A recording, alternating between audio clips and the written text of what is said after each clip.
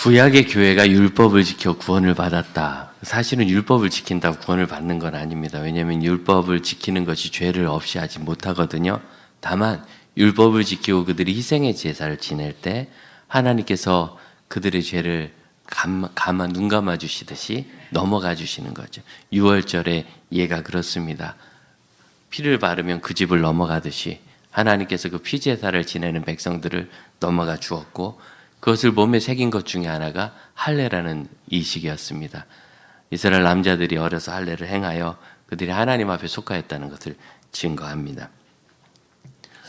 그런데 예수께서 십자가 사역을 지시하신 이후에는 누구나 그 예수님을 믿어 구원받는 은혜의 시대가 열렸습니다.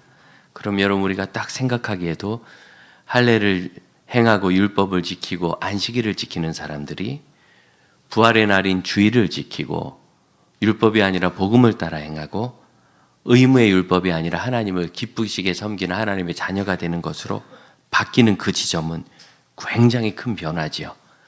이 변화를 어떻게 이해할 것인가? 그 변화를 어떻게 이룰 수 있을 것인가? 그것이 이루어진 현장이 이 사도행전 15장입니다. 교회의 영광을 보여주는 성경이라고도 할 수 있어요. 왜 영광이라고 이야기하느냐면 우리가 무엇이든지 할 수도 있고 시도할 수도 있는데 그것을 가만 보면 내가 생각하거나 경험하는 그 수준 안에 있는 정도예요. 그 밖으로 벗어나지 못하거든요. 그런데 이 교회의 결정은 율법이 아니라 할례가 아니라 안식일이 아니라 믿음이요, 주일이요, 부활이요, 하나님을 의지하는 것으로 인하여 구원받는 것으로의 결정은 사람이 상상할 수 있는 것을 넘어가고 용납할 수 있는 것도 넘어갑니다. 그래서 15장 1절에 보면 예루살렘으로부터 어떤 사람들이 안디옥으로 와서 안디옥 교회 성도들이 복음을 믿고 잘 지내고 있는데 거기에다가 너희가 율법을 지키고 할례를 행해야 된다라고 이야기하면서 큰 난리가 나는 것을 보여줍니다. 그들은 율법, 이방인들 중심 교회였기 때문에 거기 중에 유대인들이나 이런 배경 있는 사람은 좀 알겠지만 그 뒤로 수없이 많이 안디옥 교회로 들어온 사람들은 율법이 뭔지도 아마 몰랐을 거예요. 할례도 그 소문이나 들어서 유대인들은 그런 거 했대, 우리 중에서도 유대인들은 좀 했대, 이런 걸 알지 모르겠지만 있는지도 모르는, 그냥 아무 관심이 없는 거예요. 그런데 와서 괜히 이야기를 해가지고 2절 적지 않은 다툼과 변론이 일어났다. 여러분, 이 다툼이라는 단어가 이게 내란을 말하는 단어입니다. 그러니까 전쟁 수준의 다툼이 그렇게 일어나는데, 이게 요즘 우리가 잘 알 수 있지 않습니까? 선거철이 되니까 전쟁 같습니다, 온 나라가. 그래서 난리가 나는 거예요, 난리가. 예. 이만큼 이러한 새로운 변화로서 이행해 나가는 일은 정말 어려운 일이고, 그분들이 얼마나 심한 도전을 극복하면서 이 일을 성취했을지 우리가 좀 공감하려고 노력해야 합니다. 왜 율법주의자일까? 왜 바리새인들은 저럴까? 이렇게 복음을 다 아는 입장에서 보지 말고 그분들 입장에서는 이게 얼마나 난감했을까? 평생 안식일 지키고 율법 지키고 할례하고 이방인들과 교제도 안 하고 우리는 하나님의 특별한 사람들이고 우리가 이 율법을 지키지 않으면 옛날 우리 조상들의 나라가 망한 것처럼 우리도 망한다는 두려움에 사로잡혀 있던 사람들이 오직 예수 믿는 복음이라고 이렇게 변해 나가는 것이 얼마나 어려웠겠어요. 그 어마어마한 갈등을 이겨낸 위대한 일이 초대교회에 있었습니다. 안디옥에만 있었던 것이 아니라 오히려 안디옥은 갈등이 좀 없었어요. 편안했으니까. 네. 이 율법을 지키는 것으로 인하여 구원의 믿음을 가졌던 것에서 이제는 복음을 믿는 것으로 나가는 이 큰 변화를 그냥 안디옥이라는 한 교회가 한 것이 아니라 예루살렘 교회가 온 모든 초대교회가 다 그렇게 했다는 거죠. 이런 점들을 우리가 좀 생각을 하고 얼마나 위대한 변화였는지, 그래서 그 공동체도 위대하고 그 공동체에 속한 성도도 위대한 일이었습니다. 이 핵심에는 복음이라는 것이 있었죠. 여러분, 우리가 복음을 좀 기억을 해야 되는데 5절을 한번 보시겠어요? 안디옥에 있는 이 혼란으로 인하여 안디옥 교회에서 대표들을 뽑아서 예루살렘으로 보냈을 때 5절 바리새파 사람 중에 어떤 믿는 사람이 일어나서 이방인에게 할례를 행하고 모세의 율법을 지키라 명하는 것이 마땅하다 그랬습니다. 이방인에게도 할례를 행하고 모세의 율법을 지키라 이렇게 말하는 것은 사도 바울이 목숨을 걸고 저항했던 거예요. 무슨 소리냐면 사도 바울이 우리가 지난주에 살펴봤듯이 돌에 맞아서 죽음에 이르게 되기까지 박해를 받았잖아요. 그런 박해를 감수한 내용이 뭐였어요? 그들이 유대인들을 만나서 하여 율법 지키고 할례 하셔야죠. 이렇게 얘기했으면 그런 문제가 없는 거예요. 율법도 아니고 할례도 아니고 죽었다 다시 살아나시니 예수를 믿는 그 믿음으로 구원을 받는다라고 했기 때문에 이것이 유대인과 바리새인들에게 미움이 되어서 그가 목숨이 그냥 왔다 갔다 하고 얼마나 큰 박해를 받고 쫓겨다녔어요. 목숨을 걸고 지켰던 이 진리에 반하는 일을 만났을 때 바울과 교회가 일에 대해서 함께 고민하면서 해결을 했다는 거죠.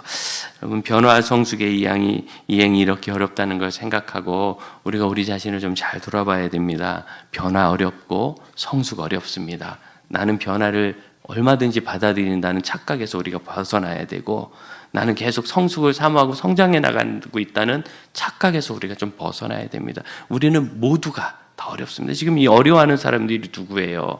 순교의 신앙을 가진 사람들이 이 변화를 못 받아내는 거지요. 복음 뭡니까?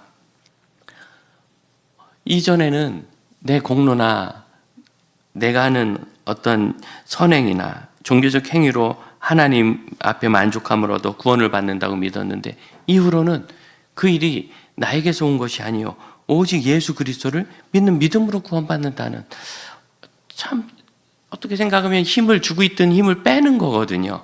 여러분 지금 의자에 편히 앉아 계시죠? 의자가 얼마나 대단합니까? 여러분을 버텨내고 있잖아요. 근데 여러분 거기 앉아 계실 때 이거 뚝 부러지면 어떡하나 하는 겁이 혹시 안 나십니까? 무너지면 어떡하나? 여러분 극탕 무너지면 우리 어르신도 허리 크게 다칠 수 있어요. 야, 이거 무너질 것 같다 싶으면 거기 아예 앉지를 않겠죠. 앉더라도 언제라도 일어날 준비를 바짝 하고 있을 거예요. 그래서 전혀 평안하지가 않아요. 앉아있는 게 차라리 나 일어나는 게 낫지 여기서 앉아서 다리에 힘주고 버틸려면 힘이 더 드는 거예요. 우리가 예수를 믿는다는 것은 우리의 구원을 오직 예수님께 의뢰하는 것을 말합니다. 내가 거기다가 선행을 붙이고 내가 거기다가 종교적 행위를 붙이고 아울리치 다니고 선교하고 이래서 구원이 이루어지는 것이 아니라 그건 내가 하나님 앞에 내 사명으로 하는 일들일 뿐이고 나의 구원은 그냥 예수님을 의지해서 나가는 것, 이게 복음의 믿음이고 구원을 받는 믿음이에요. 그래서 여러분 이제 푹 앉아있는 것처럼 이 구원을 주님께 맡기면 우리 삶이 왜 평안하냐면 일이 잘 안 되고 생각대로 안 되고 어려우면 이 목사도 스트레스 받고 잠 안 오고 그렇습니다. 그런데 그것뿐이죠. 설사 그것이 아예 잘 안 됐을지라도 우리에게는 영생이 있으니까 믿습니까? 그리고 영생이 있으니까 현재 안 되더라도 그것이 나에게 큰 절망과 우울을 가져오진 않아요. 그런데 만약에 그 영생이 없다면 일 안 된 것 때문에 나는 헛살았고 내 인생은 다 망한 것 같고 불안하고 여기서 우울이 오는 거예요. 절망이 오고 포기가 오고. 그래서 복음은 그냥 이 세상 떠나 천당 가는 것 정도가 아니라 내 삶을 변화시키는 능력입니다. 평안함에서 능력이 오는데 이 평안함은 예수를 의지하는 평안함인 거예요. 여러분 지금 이렇게 편히 계시듯이. 그런데 거기다가 그럴듯해요. 주기도문을 5만 번 외워야 된다라든가 자기 나이수만큼 성경을 일독씩 해야 된다든가 나는 성경을 한번 필사를 했다든가 좀 더 나가서 주일 성수를 빼먹지 않았어요. 새벽 예배를 해요. 좀 더 나가서 내 구제를 얼만큼 하고 선교 헌금을 얼만큼 해요. 여기 있는 사람들처럼 율법을 지키고 할례도 더 해요. 그러니까 예수도 믿고 거기다 율법도 지키고 할례도 하면 더 안전하잖아 라는 이야기가 우리에게 짐을 지우는 거예요. 그래서 이런 변화에 대해서 그들이 마음을 못 내려놓는 게 뭐예요? 내가 평생 율법 지키고 살았는데 내가 평생 이 할례를 순수하게 생각하고 순전하게 생각하고 무할례자들과는 거리를 두고 살았는데 내가 이제 와서 이걸 무너뜨린다 그러느니 나는 그냥 옛날처럼 살겠어. 이야기를 제가 전도하면서 65세 이상 되신 어르신들께 많이 듣습니다. 하나님 은혜 받으시고 구원 받으세요. 내가 이 나이에 뭘 여태 이렇게 살았으니까 이렇게 살래요. 우리 자신은 어떻습니까? 어떤 분들이 물어봅니다. 목회 어렵지 않아요? 부흥하기 얼마나 어렵습니까? 여러분 솔직히 말씀드리면 목회고 부흥이고 다 성령이 하시잖아요. 성령님께 어려운 게 있겠습니까? 어려울 일이 없어요. 정말 어려운 건 뭐냐면 교회가 구조가 그렇습니다. 교회 구조라는 것이 하나님께서 목회자들을 세우시고 그들에게 믿음과 비전을 주시고 그것이 성경적일 때 성도들과 함께 공유하면서 이 일을 함께 하도록 잘 권면해서 하나님의 역사가 일어나는 것, 이게 중요하거든요. 그러니까 쉽게 말씀드리면 우리 목회자들이 마음에 벽 쌓고 담 쌓고 그건 안 해. 난 그런 건 안 해. 나는 그런 건 싫어하고 그건 내 스타일이 아니고 나는 그런 식으로 목회하지 않아. 이러기 시작하면 공동체 안에 하나님의 역사와 인도하심이 미치지 못해요. 정말 목회가 어려운 거는 목회 자체가 아니라 우리 목사들이 겸손하고 자기 문제를 내려놓고 담을 허물고 우리 성령께서 어떤 일을 하시는가를 살펴 순종하는 거죠. 성령의 견인을 받아야 되는데 자기가 성령을 인도하고 조종해요. 성령이 그건 아닙니다. 우리 교회는 그런 거 안 합니다. 나는 그런 식의 믿음이 아닙니다. 그 사람은 그렇게 하지만 우리는 그거 아닙니다. 우리 합동교단이 오래도록 그러지 않았습니까? 여러분 오늘 오시면서 지하철도 타고 버스 타셨는지 모르겠는데 30년 전에는 주일날 버스표 내고 버스 타다가 난리 났어요. 난 그때 늘 궁금했어요. 우리 장로님들 혹시 주일날 펑크 나면 안 때문에? 그게 무슨 복음이 있냐? 근데 그걸 그냥 목숨 걸고 지키고 내 마음을 무너뜨리고 허물고 우리 하나님 성령님께서 진리를 지키고 현실과 문화를 변화시키고 그 문화 속에서 진리를 전폐해 나가시는 이 사역을 어떻게 타고 갈 것인가? 그럼 이게 중요한 거예요. 갈라디아서 2장에는 이 사도행전 15장에 우리가 읽은 이 사건과 비슷한 내용이 하나 있는데 동일한 일일 수도 있고 뭐 따로일 수도 있습니다. 그때 안디옥 사람들이 다 편안하게 있는데 예루살렘으로부터 사람들이 와가지고 우리는 주의 형제 예수님의 동생 중에 한 사람인 야고보, 그가 예루살렘 교회 지도자로 있었거든요. 그 야고보가 보내서 온 사람이라 우리 자기들 권위를 주장하면서 율법을 지키고 할례를 행해야 된다고 얘기한 거예요. 근데 그 사람들이 오는 것을 보고 베드로가 거기서 이방인들과 함께 있다가 가만히 있어봐, 내가 이방인들과 교제하는 걸 들키면 내가 좀 창피한데, 그리고 쓱 도망간 걸 외식했죠. 그래서 거기 있던 바나바도 베드로가 하니까 나도 가야 되는 거 아닌가 하고 같이 따라가가지고 바울한테 들켜서 바울한테 야단을 맞습니다. 그래서 갈라디아서 2장에 바울이 그 일에 대해서 뭐라고 얘기하냐면 내가 베드로를 책망했다, 야단 쳤다는 거죠. 야, 야단을 제대로 맞았어요. 성경에도 기록했잖아요. 아니, 제가 야단을 맞을 수 있는데 홍승용 목사 야단 맞았다고 성경에 기록되어 있으면 창피할 것 같아요. 예수님의 수제자인 베드로가 그랬을 정도로, 그럼 우리는 고집 세고 하나님 일하시는 일에 대해서 내 마음을 여는 게 약해요. 그렇게 되면 어떻게 되는가? 여러분, 그것이 우리를 종으로 부리게 됩니다. 갈라디아서 2장 4절, 그들이 가만히 들어온 것은 그리스도 예수 안에서 우리가 가진 자유를 엿보고 우리를 종으로 삼고자 한다. 잘 보세요. 나는 주일은 지킬 거야. 그래서 나는 주일은 전혀 돈을 안 쓸 거야. 이게 신념이 되죠? 그래서 나는 버스도 안 타. 왜? 버스표 내는 거 일하는 거니까. 그래서 걸어왔어요. 자, 그 다음부터는 내가 주일을 지키는 거룩함을 내가 표시하는 방법이 돈을 안 쓰는 거였는데, 그 다음부터는 돈을 안 쓰는 것이 나를 부려먹기 시작하죠. 너무 배가 고파. 돈 안 써. 예. 교회 같은 식당에 밥이 떨어졌대. 돈 안 써. 그냥 굶어. 그날 아파. 병원 안 가. 차 펑크 났어. 놓고 걸어가. 밀고 가나? 점점 제가 종이 돼가죠. 내가 가진 신념인데 그것이 나를 종으로 만들어요. 율법이 그런 짓을 해요. 율법주의가 그런 짓을 해요. 내가 경건하게 살기 위해서 나는 율법을 지킨다 했는데 율법을 지키는 것이 나를 부려먹기 시작하는 거예요. 그 지배를 받는 거지요. 목회만 그런 게 아니라 하나님의 은혜를 누리는 모든 삶이 다 그렇습니다. 돌이켜보세요. 지금까지 주께서 주시는 복의 기회를 나는 얼마나 자주 무참하게 걷어차버렸습니까? 하나님께서 나에게 복 주시려고 하신 일들이 많이 있었잖아요. 그런데 그때 지나면서 하는 얘기 이거죠. 그때 판단 미스로. 판단 미스가 아닙니다. 그건 고집 미스입니다. 고집 미스. 판단 미스란 건 이런 거예요. 정말 내 생각이나 모든 선입관을 다 버려놓고 여러 가지 일을 하나씩 다 이면은 이렇구나, 이면은 이렇구나, 이면은 이렇구나. 하나님, 나 이거 머리가 나빠서 이거 어떻게 해야 될지 모르겠어요. 좀 가르쳐 주세요. 좀 무조건 순종할게요. 이렇게 해서 종합적으로 다 따지고 여러 사람 의견도 들어보고 그것도 맞구나. 또 우린 또 팔랑귀잖아. 이쪽 들으면 이 말이 맞고 이쪽 들으면 이 말이 맞아요. 그래가지고 이 두 사람 사이에 껴서 또 뭐가 맞나 이렇게 막 고민하다가 딱 정했어. 그런데 이게 이대로 안 된 거예요. 이게 판단 미스고, 여러분이 아는 건 그게 아니에요. 난 그거 안 해요. 난 그런 건 싫어해요. 난 그런 건 가본 적이 없어요. 난 그런 공부 안 해요. 그날 나가는 거는 나는 좀 너무하다고 생각해요. 난 그런 시간을 뺄 수 없어요. 난 그런 헌금은 드리지 않아요. 이렇게 해놓고 판단 미스. 그건 고집 미스예요. 고집 미스. 우리의 고집이 우리를 하나님이 주시는 풍성한 삶과 복음의 자유로부터 멀어지게 하는 거죠.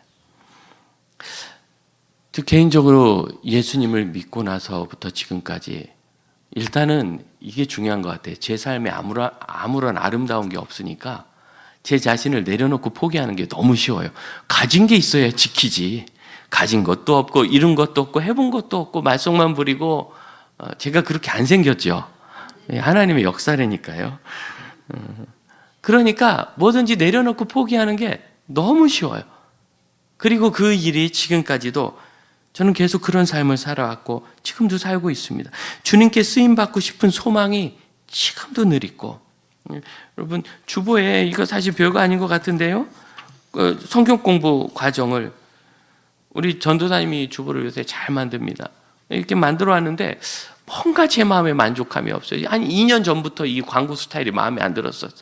그래서 계속 고민하고 뭐가 고민인가 이번에 알았어요. 우리가 이 성경 공부를 할 때는 주일날 꼭 공부하실 분이 좋도록 주일날. 그런데 나는 오후에는 뭐 주방에서 뭐에서 봉사하는 게 있어. 그럼 오전 반을 들으시고, 오전에 교회학교 교사하고 안 돼. 그럼 오후 반을 들으시게. 이렇게 해놔서 여러분 핑계 댈 수 없도록 해놨습니다. 근데 그럼에도 불구하고 나는 전업주부인데 우리 남편하고 가족들이 다 교회를 안 다녀서 지금 선교적으로 사는데 교회 하루 종일 가 있다고 비난을 받으니까 내가 성경 공부를 1시간씩 하기가 어렵습니다. 그럼 주중에 낮반을 나오실 수 있도록 되어 있으며, 나 그 낮에도 어렵다. 그래서 주중에 밤반도 있습니다. 핑계 댈 수 없도록. 그래서 우리는 하나님 앞에 헌신된 모든 성도들이 주일 오전이든 오후든 주중에 낮이든 밤이든 항상 공부할 수 있도록 해놓는 그것을 적어야 되는데 그게 안 돼 있었던 거예요.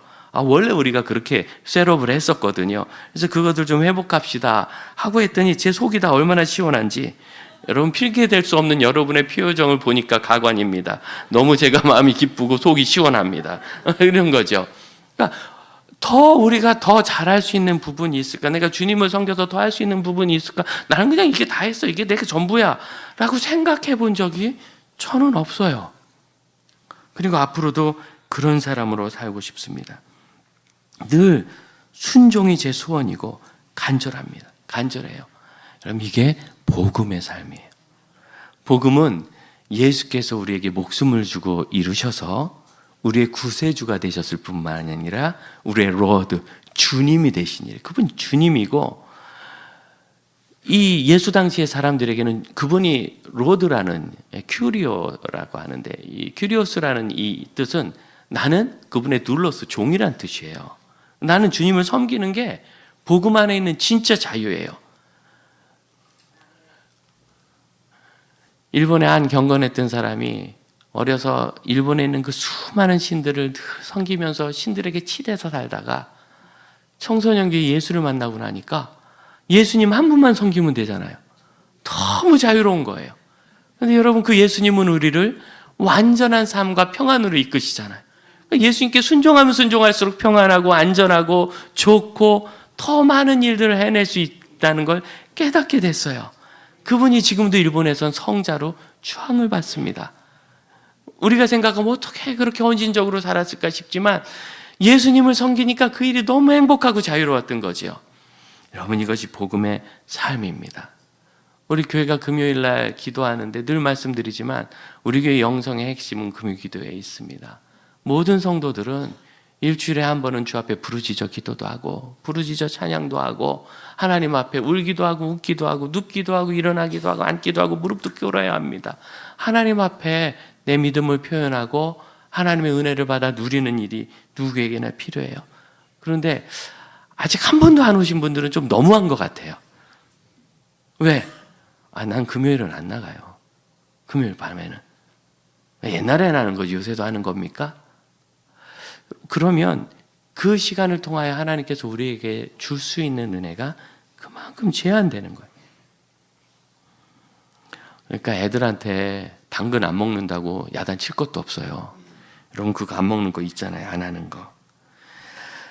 자, 하나님께서 우리를 인도하시도록 여러분 마음의 담을 허무십시오.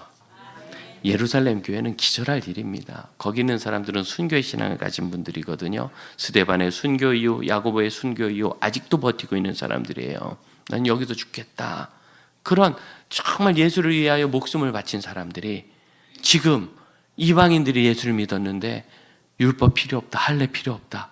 그게 맞거든요. 그런데 정서적으로 그게 안 되는 거예요. 정서적으로 안 되다 보니까 꼭 그래야 되나? 꼭 율법을 안 지켜야 되나? 지킬 필요가 없는 건가? 꼭 할례를 안 받아도 되는 건가? 그냥 받으면 되지 않는가? 하는 복잡함이 있는 거죠. 8절, 6절을 보세요. 사도와 장로들이 이 일을 의논하러 모여. 여러분, 이게 역사적인 교회를 교회답게 만들고 교회를 복음의 교회가 되게 한 역사적인 한 줄입니다. 이걸 공회라 합니다. 공회. 그러니까 각 지역에 있는 교회들이 대표들을 쭉 보내가지고 우리 대한예수교 장로회 우리 교단은 1년에 한 번씩 가을에 9월에 공회가 있어요. 우리 교단의 공회. 그러면 각 지역 교회에서 대표들을 뽑아서 거기 목사와 장로 1,500명 정도가 모여가지고 거기서 우리 교단의 중요한 일들을 결정하는 거예요. 앞으로도 넘어야 될 산들이 많습니다. 여러분 기도를 하셔야 되는데 최근에 있었던 우리가 깜짝 놀랄 만한 결정은 이런 겁니다. 우리가 아이들이 태어나면 유아 세례를 주잖아요. 어른이 되면 어른 세례를 주죠. 어렸을 때 예수 믿으면 유치원 때 초등학교 때 아무것도 안 하고 14살 때까지 그냥 두는데 이것이 옳지 않다 해서 어린이 세례를 하기로 했어요. 그래서 유아 세례를 하거나 어린이 세례를 하면 14세 때 입교를 해서 입교 성인 성도가 됩니다. 이런 것을 공회가 결정하는 거예요. 이게 교회의 문화입니다. 교회 문화. 어떤 이상한 가르침이 있는데요. 이거 맞는 건가요? 그럼 거기에 대해서 공회가 모여서 보고를 받고 사람을 선택해서 연구를 시켜가지고 1년이나 2년이나 3년이나. 그래서 여러분 이단 정죄는 누가 기분 나빠서 하고 그런 게 아니에요. 이단들은 그런 식으로 얘기하거든요. 샘나서 그런다고. 그렇게 할 수가 없어요. 거기 양심이 있는 신학자들, 목회자들이 9명에서 13명 정도로 다수가 모여서 한 3년 정도 보통 걸려요. 조사하고 공청회 열고 그분들에게 질의서 보내고 답 받고 신학교에서 그래서 어디까지 가느냐면 잘못된 것을 찾아서 지적까지 해요. 그랬을 때 이게 좀 틀렸군요. 죄송합니다. 그럼 이단 안 되는 거예요. 그 점을 고치고 사과하고 끝나요. 그런데 우리가 그게 뭐가 틀리냐? 당신들 신학교에서 엉뚱하게 하는 거지. 여러분 딱 보세요. 우리 이종민 목사나 양신의 전도사가 엉뚱하게 할 교수들입니까? 그렇긴 하죠 좀. 그럴 분들이 아니에요. 그러니까 교단이 이단으로 정죄한 거는 그만큼 정말 가슴 아프고 왜? 그분들 나름대로 열심히 믿는다고 하는데 그게 잘못됐다고 이단이라고 하려니까 얼마나 가슴 아프고 어려워요. 치열한 과정을 거쳐서 하는 겁니다. 이 일을 공회가 하는데 역사상 첫 공회가 이때 열린 거예요. 주 50년경에 예루살렘에서 무엇을 율법이 아니고 복음이다 이걸 정했어요. 율법이 아니고 믿음이다 이걸 정했어요. 교회가 큰 변화를 이끌어내는 공회. 여기 열린 겁니다. 그 공회를 위해서 7절 보세요. 많은 변론이 있는지, 얼마나 변론을 많이 했는지 여러분 참 느끼지 않습니까? 정말 많은 변론이 있었어요. 그 변론을 이겨서 결국 그들이 확정한 복음은 보고를 받으면서 일어난 겁니다. 11절을 보세요. 베드로가 얘기하는 거예요. 우리는 그들이 우리와 동일하게 주 예수의 은혜로 구원받는 줄을 믿노라. 여기에는 두 가지 중요한 것이 있는데 첫째는 주 예수의 은혜로 구원받는다. 그 은혜를 믿는 것으로 구원받는다는 복음의 핵심 구원 진리가 있고, 두 번째는 동일하게라는 단어예요. 동일하게. 이 헬라어 문장을 보면 이 두 단어가 아주 중요하게 나오고, 특히 동일하게라는 이 단어가 핵심적으로 나옵니다. 그러니까 무슨 소리냐면 교회가 일치되도록 고백하는 믿음이란 뜻이에요.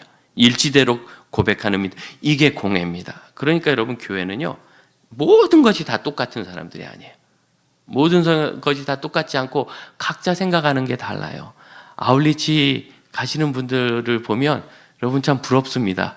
그렇게 농사 짓는 게 좋으세요? 저는 농사 짓는 거 싫어서 시골 떠났는데, 아유, 그 농사, 아유, 제 인생에 제일 슬픈 기억이 두 개인데, 6월에 밭 맨 거하고 7월에 농약 친 거예요. 아, 정말. 근데 여러분 그걸 하러 가세요? 참 존경합니다. 그걸 이상하게 생각할 거 없어요. 왜? 아내가 아직 건강할 때 뭔가 몸으로도 봉사하고 싶다 해서 가시는 거잖아요. 근데 어떤 분은 그러지 않고 그 시간에 나는 정말 자녀를 돌봐야 되겠다든가, 교회에서 뭘 해야 되겠다든가, 또는 어떤 전도를 하러 가야 되겠다, 무슨 훈련을 받아야 되겠다든가 생각이 다를 수 있어요. 이런 점은 차이예요. 각각의 다양성이죠. 하지만 우리가 동일하게 공동으로 고백하는 신앙이 있습니다. 그게 뭐죠? 은혜로 구원받는다는 거. 공회는 그걸 결정해 줘요. 은혜로 구원받는다는 건 무엇입니까? 7절을 보세요. 7절. 베드로가 말하되 너희도 알거니와 하나님이 이방인들로서 내 입에서 복음의 말씀을 들어 믿게 하시려고 오래전부터 너희 가운데 나를 택하시기. 오래전부터라는 단어는 시작부터란 뜻이거든요. 예수의 복음이 시작되실 때부터 예수님께서는 누구를 받으셨어요? 베드로.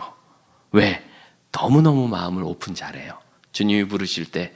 그래서 배와 부친을 탁 버려두고 따라가는 그런 사람이에요. 그래서 저 베드로를 내가 앞으로 두고서 이방인에게 복음을 전하는 계기로 삼아야 되겠다. 그런데 바울은 자기는 이방인의 사도고 베드로는 유대인의 사도라고 얘기했어요. 그런데 7절에 보면 오히려 베드로는 이방인이 나를 통하여 이 복음의 말씀을 듣고 믿게 하시려고 자기가 이방인 선교에 키웠다는 거예요. 언제 그런 일이 있었죠? 사도행전 10장에 이방인 고넬료에게 복음을 전하는 일을 통해 있었습니다. 베드로는 거기 갈 사람이 아닙니다. 그러니까 하나님께서 환상을 보여주시고 고넬료에게도 천사를 보내고 사람을 보내가지고 베드로가 고민할 때 딱 사람이 도착하고, 그리고 나서 가만히 있게 뭘지, 그런데 또 베드로의 마음에 또 성령께서 말씀하셔요. 내려가라, 내가 보낸 사람이다, 따라가라. 베드로가 이방인 고넬료의 집까지 하루 반을 걸어가서 고넬료를 만나서 한 첫 인사가 뭐예요? 왜 나를 불렀습니까? 나는 유대인이고 당신은 이방인이어서 내가 당신 집에 오는 것이 불법입니다. 야, 남의 집 가서 내가 오늘 이 집에 온 것이 불법인데 이러고 하는 인사를 어떻게 바라봅니까? 이건 정말 어떻게 생각하면 모욕 아닙니까? 그런데 고넬료가 그런 말을 듣고도 자기에게 있었던 일을 다 간증하자 베드로가 참으로 하나님은 민족이나 어떤 그런 출신이 아니라 구원받을 모든 사람을 부르시는군요 하고 예수 그리스도에 대해서 전하자. 그는 그냥 예수님을 전했을 뿐인데 갑자기 그가 성령이 임해가지고 뭐 불꽃 같은 게 있었던 거죠. 방언을 막 말한 거죠. 자기들이 경험했던 그런 것. 야, 주의 성령이 임하는데 당연히 이 사람 예수님을 만난 거지. 그래서 세례를 준 거예요. 누가? 베드로가. 그래서 사도행전은 이 10장에서 베드로가 고넬료를 만난 것으로부터 급격한 변화를 가져갑니다. 그 다음부터는 저기 안디옥에까지 복음이 전해지는 이방 교회가 세우고 이방 전도가 일어난 그 일에 베드로가 어떤 통로의 역할을 한 거예요. 놀랍지 않습니까? 그래서 베드로는 애초부터 그 복음을 전하는 사람으로 내가 부름받은 것이고, 9절을 한번 보시겠어요? 9절 같이 한번 읽어봅시다. 믿음으로 그들의 마음을 깨끗이 하사 그들이나 우리나 자, 여기 차별하지라는 단어가 밑에 있는 11절의 동일하게와 같은 그러한 구조입니다. 그래서 여기도 차별하지 않았다. 이게 차별이란 단어가 아니라 그들과 우리를 다르게 분리해내지 않았다, 그런 뜻이거든요. 잘 번역했어요, 차별이라고. 그런데 믿음으로 그들의 마음을 깨끗하게 해주시는데, 이것은 우리도 그렇고 그들도 그렇다. 자, 공동의 신앙 고백이죠. 예. 그래서 누구나 함께 공동으로 고백하는 믿음의 고백을 그들이 정한 이 일이 여기 있었던 것이고, 그것이 첫 번째 공회고, 예루살렘 교회는 그래서 위대합니다. 생각해 봅시다. 그럼 베드로 한 사람이 잘했을 때 이방 전도의 문이 열린 것처럼, 사랑하는 형제자매 여러분, 한 사람이 잘하면 우리 집안 전도의 문도 열리고, 우리 집안이 믿음의 가문이 될 수 있고, 우리 교대가 나 한 사람 잘하는 것으로 하나님의 역사가 여기서 정립되는 그런 교회가 될 수 있고, 세계 선교가 열릴 수도 있는 거예요. 그래서 늘 이 복음의 원리는 나, 우리 가정, 우리 교회 공동체, 하나님의 모든 세계, 이런 하나님 나라의 관점을 가지게 돼 있어요. 이게 복음의 원리예요. 우리가 복음을 따라 기도한다는 것은 나와, 우리 가정과, 우리 교회와, 온 세계 선교지, 온 민족이라는 이 차층 구조를, 점층 구조를 꼭 세우게 됩니다. 그럼 어떻게 우리가 그걸 할 수 있을까요? 마음을 여시면 주님이 무엇을 주시느냐면 기쁨을 주세요. 15장 1절 위에 14장 마지막 2절 27, 28절을 보면, 첫 번째 전도 여행을 마친 바나바와 바울이 안디옥 교회로 가서 그 전도팀이 보고를 하고, 그리고 제자들과 함께 오래 있었다고 적고 있어요. 여기 감정적 표현은 적혀 있지 않지만 여러분 느낄 때 그들이 굉장히 행복했을 것 같습니까? 그렇죠. 오래 있었대요. 평안한 것 같죠? 아무 문제 없어요. 그래서 지금 안디옥 교회는 평안하고 행복하고 너무 좋아요. 꼭 우리 교회 같아요. 여러분 보니까 참 평안하고 좋고, 오늘도 아우팅 한다 그러고, 주중에 어디 간다 그러고, 또 돌아오는 주일날 또 무슨 모임이 있다 그러고, 어제도 무슨 모임이 있고, 곳곳에서 잘 모여가지고, 여러분 잘 놀아보세요. 뭐 좋은 것 같아요. 그런데 이렇게 평안한데 갑자기 15장 1절 2절 예루살렘으로부터 온 사람들 때문에 평안이 깨져요. 그래서 2절에 막 내란 수준의 분쟁이 일어나요. 기쁨이 사라지죠. 이 문제를 해결하기 위해서 대표단을 예루살렘으로 파견했어요. 3절, 그들이 내려가는 40일 길을 가는 동안에 페니키아와 사마리아 지역을 지나서 예루살렘으로 가게 될 때, 그곳에 유대 계열의 교회들이 있었는데, 그들이 이방인들이 죽게 돌아온 것을 보고, 자 3절 마지막 어떻게 다 크게 기뻐하더라. 지금 이방 교회는 또 기뻐요. 사마리아 교회와 페니키아의 교회는. 그런데 문제는 4절, 예루살렘에 갔더니 7절, 많은 변론이 있어요. 예루살렘 교회는 지금 기뻐요, 안 기뻐요? 안 기뻐요. 평안도 없어요. 이 대적이 예루살렘에 다 있어요. 이거 굉장히 중요한 이야기입니다. 예루살렘 교회가 어디입니까? 순교의 신앙을 가진 교회, 첫 순교자를 배출한 교회. 예루살렘 교회가 어디입니까? 복음의 원류가 된 교회, 모든 곳에 복음을 나눠준 교회. 그런데 예루살렘 교회가 지금 이 복음의 적이 되고 있어요.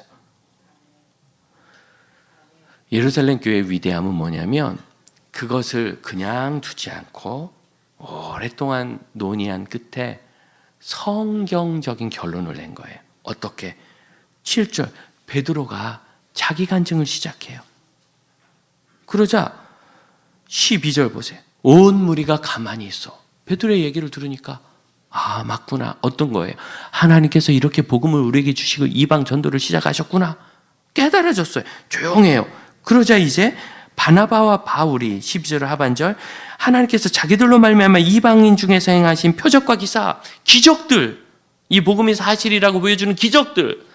그럼 하나님의 기적과 역사 우리에게 왜 일어나느냐면 믿음을 불러일으키기 위해서 일어나요. 우리가 하나님께서 이 일을 기뻐하시고 변화를 이끄신다는 것을 가만히 있는 중에서 우리가 생각을 통해서 만들어갈 수가 없어요. 우리의 사고는 사고 속에 갇혀요. 내 생각 밖에 있는 것을 생각할 길이 있습니까? 불가능한 겁니다. 우리는 아무리 깊이 생각해도 내 생각 속에 깊이지 내 생각 밖의 것을 깊이 보지 못해. 밖으로부터 우리에게 쳐들어오듯이 다가올 때는 내 세계가 무너지고, 그러면 기준이 사라지잖아요. 기준이. 그 기준을 하나님께서 보여주시는 거예요. 그게 바로 기적과 표적입니다. 아, 저게 맞구나. 아, 이거구나. 왜? 역사가 일어나거든요. 그럼 그 기적과 표적이 곧 뭐예요? 부흥이죠. 단지 사람이 많이 모였다는 것이 아니라 그들이 주 앞에 회개하고 자기 삶을 돌이키고 예수를 따르고 공동체가 부흥하고 하나님 나라와 선교의 역사를 이루고 칭찬을 받고, 아, 이것이 옳구나. 거기에 그들의 마음이 무너지면서 그것을 다 보고하자 13절 이후에 야고보, 바로 예수님의 동생이고 야고보서의 저자고 초대교회의 지도자인 야고보가 쫙 정리를 합니다. 그럼 우리가 이렇게 결정하자. 누구든지 믿음으로 구원을 받으며 다만 서로의 평안을 위해서 율법에 더럽다고 되어 있는 그러한 음식과 음행은 멀리하도록 하자. 그래서 다 그것을 좋게 여기고 안디옥에 사절단을 보냈어요. 31절 보세요. 안디옥 교회가 그들의 사절을 받아들였습니다. 읽어볼까요? 읽고 그 위로한 말을 기뻐하더라. 다시 기쁨이 임하죠. 그럼 하나님의 역사를 따르면 기쁨이 임합니다. 고집 부렸습니다. 기쁘든가요? 옛날에 교회에서 기타 쳤다고 야단 많이 맞았어요. 야단 치니까 기쁘든가요? 야단 맞으니 기쁨이 있습니까? 그런데 지금 보세요. 30년이 되기도 전에 대한민국 교회 중에 기타 치면 안 되는 교회가 어디 있어요? 옛날엔 그게 무슨 성경인 것처럼 지켰어요. 그분들 사과해야 돼요, 다. 내가 그때 고집 부렸다. 근데 이 나라 문제는 사과를 안 하는 거예요. 사과를 안 해. 교회부터 제가 그때 생각이 짧았습니다. 제가 그때 부족했습니다. 제가 고집이 셌습니다. 제가 하나님의 역사를 보지 않았습니다. 제가 다른 분의 의견을 존중하지 않았습니다. 왜 사과를 안 하는 거예요?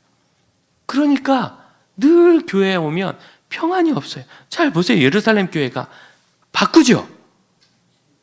율법, 할례 바꿔요. 그리고 가서 얘기하는 거예요.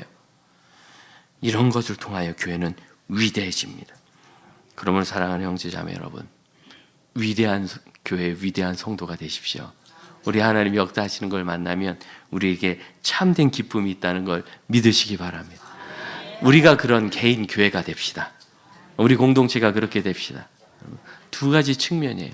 비라이블스 목사님, 세계에서 가장 영향력이 있다 했던 윌로우 크릭 커뮤니티 교회를 개척하고 그 교회가 크게 부흥하게 됐을 때 자기의 과거 히스토리를 쭉 책으로 썼는데, 이분이 사역 초기인 청년일 때, 청년 청장년일 때 청소년 사역을 했어요. 그런데 그 시골 교회, 그 도시, 지방 도시에서 청소년들이 1,500명이나 모였어요. 장소가 없으니까 지역에 있는 어느 교회를 빌려서 모였습니다. 애들이 1,500명 모여보세요, 여러분. 난리가 나겠죠.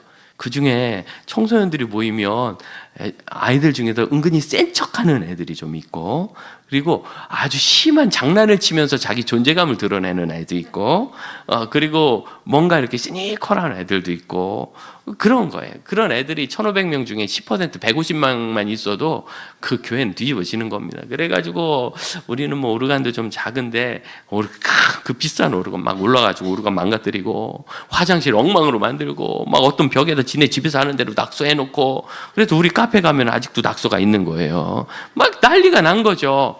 그럼 그 평온한 교회, 애들이라고는 하나도 없어서 아주 잠잠했던 그 교회가 얼마나 힘들었겠어요. 그래서 사역팀하고 막 부딪히는 겁니다. 그때 젊은 비라벨스 사역자가 자기 팀들과 스태프들과 회의를 하면서 막 토론을 했대요. 물론 그거 좀 어렵지만 그게 뭐 대수야.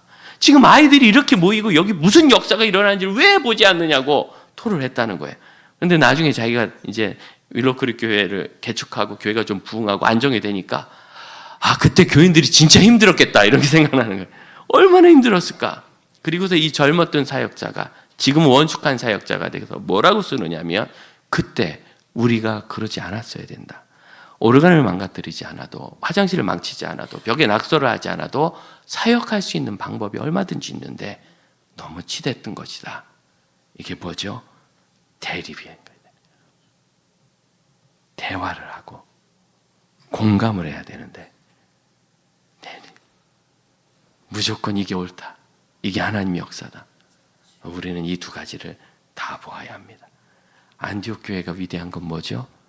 사절을 보내서 회의를 하고 대화를 하도록 하고 잘 설득하고 설명하고. 예루살렘 교회가 위대한 건 뭐죠? 거기도 설득하는 거죠. 그래도 율법을 지켜야지, 할례를 해야지. 이게 할례 하지 말라고 주님이 안 하셨고 예수도 할례 받으셨는데 얼마나 얘기가 많겠어요. 그런데 최종적으로 하나님의 역사를 찾아가기 시작하자 그들에게 무엇이 회복돼요? 기쁨이 회복돼요.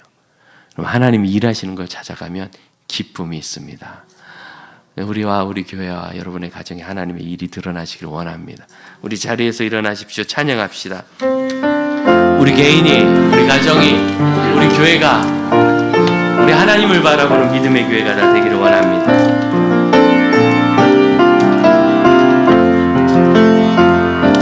진정한 예배와 숨쉬는 교회 주님이 주님 되시는 교회 믿음의 기도가 쌓이는 교회 최고의 찬양을 드리는 교회 말씀이 살아 움직이는 교회 성도의 사랑이 넘치는 교회 성령과 헌신이 기쁨이 되어 열매 맺는 아름다운 교회 주님의 마음 닮아서 이웃을 사랑하는 교회 주님의 영광을 위해서 이 되신 주님 전하는 교회 사랑의 불꽃이 활짝 피어나 날마다 사랑에 빠지는 교회 주께서 사랑하는 우리 교회가 이런 교회 되게 하소서. 아멘. 기도하겠습니다. 주님께서 하시는 것을 저희가 언제든지 바라보고 주님의 역사를 사모할 때 저희 마음의 기쁨이 충만하게 하사 예수 닮은 교회, 예수 닮은 사람, 예수 닮은 가정, 복음의 교회 공동체, 복음으로 변화되는 세상 선교를 이루어가게 하여 주옵소서. 지금은 우리 주 예수 그리스도의 은혜와 하나님의 크신 사랑과 성령의 역사하심이 오직 하늘의 복음과 하늘의 선교를 따라 예수의 제자로 살아가는 믿음의 영체자매들, 그 가정과 우리 교회와 온 선교지와 우리 교단 총회 모든 사역 위에 이제로부터 영원토록 함께 하실지어다. 아멘.